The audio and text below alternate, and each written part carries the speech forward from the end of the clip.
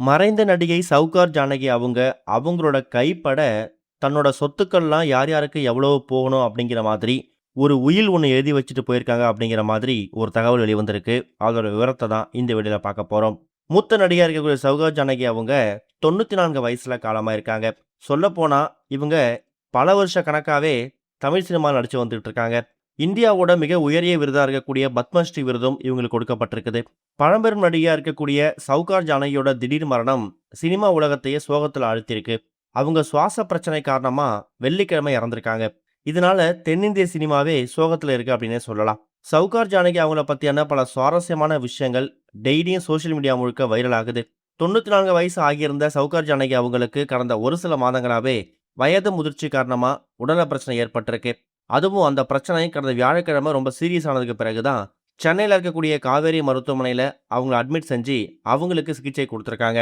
இவங்களோட குடும்ப வாழ்க்கையை பொறுத்த வரைக்கும் சவுகார் ஜானகிக்கு 2 மகள்களும் ஒரு மகனும் இருக்காராம்.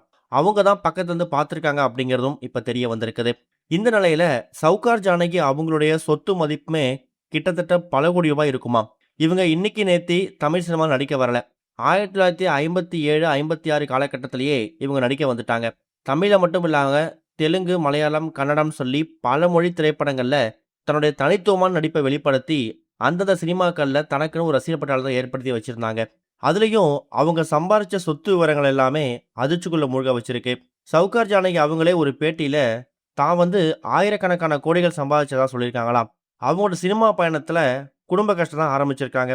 அதுக்கப்புறம் சினிமாவுக்கு போய் கொஞ்சமா கஷ்டப்பட்டு பெரிய நடிகையா வலம் கொஞ்சம் கொஞ்சமா சொத்து சேர்த்திருக்காங்க.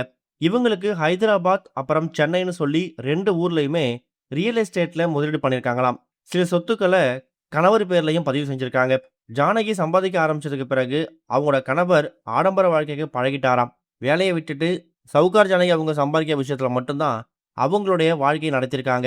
சொல்லப்போனா இவங்களுடைய சொத்துக்கள் மொத்தமாவே பல கோடி ரூபாய் தேருமாம். எப்படி பார்த்தாலும் இவங்களுடைய குறைஞ்சபட்ச சொத்து மதிப்பு 50 கோடி ரூபாய்க்கு மேல இருக்கும் அப்படிங்கிறதும் இப்ப தெரிய வந்திருக்கு. இப்ப அந்த சொத்துக்கள் எல்லாமே தன்னோட மரணத்துக்கு பிறகு தன்னோட 2 மகள்கள் அப்புறம் மகன்களுக்கு தான் போகணும் அப்படிங்கிற மாதிரியும், அதுலயும் மகள்களுக்கும் மகனுக்கும் போனதுக்கு பிறகு மீதி இருக்கக்கூடிய ஒரு கணிசமான தொகையை கஷ்டப்படக்கூடிய நலிவடைந்த நடிகர்களுக்கும் போகணும். ஏன்னா நான் நிறைய சம்பாரிச்சிட்டேன், வீட்டில் உட்காந்து சாப்பிட்றேன், என்னை பார்த்துக்கிறதுக்கு ஆள் இருக்காங்க. ஆனால் எவ்வளவோ நடிகைகள் வாய்ப்பு இல்லாமல் சினிமாவில் கஷ்டப்பட முடியாமல் அந்த சினிமா விட்டே போயிட்டு சாப்பாட்டுக்கே வழி இல்லாமல் கஷ்டப்பட்டு முதியோர் ஆதரவத்தில் சுற்றிக்கிட்டு இருக்காங்க. அப்படிப்பட்டவங்களுக்கு ட்ரஸ்ட் மூலயமா போகணும் அப்படிங்கிற மாதிரி தன்னால் முடிஞ்ச அளவுக்கு உயிர் எழுதி வச்சிருக்காங்களாம். இதுதான் நடிகை சவுகார் ஜானகி அவங்க தான் சேர்த்து வச்ச சொத்துக்களை யார் யாருக்கு போகணும் அப்படிங்கிற மாதிரி சரிசமமாக எழுதி கொடுத்துருக்கிற உயில் அப்படிங்கிறதும் இப்போ தெரிய வந்திருக்குது. இது வரைக்கும் கனெக்டிங் டிவிக்கு சப்ஸ்கிரைப் பண்ணனா மறக்காமல் சப்ஸ்கிரைப் பண்ணிக்கங்க. உடனடி அப்டேட்ஸ் பெறுவதற்கு நோட்டிஃபிகேஷன் பெல்லையும் கிளிக் பண்ணிக்கங்க.